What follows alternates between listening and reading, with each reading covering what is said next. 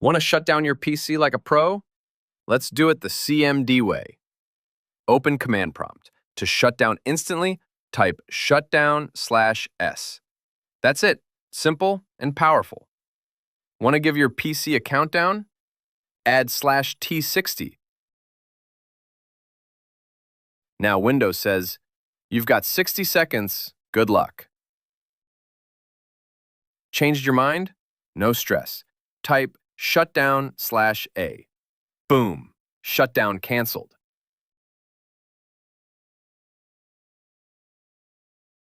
And if you want to leave a message, use this, shutdown/S/T60/C.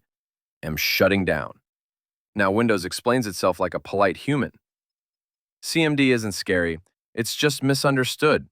Follow for more quick Windows tricks. Don't forget to subscribe.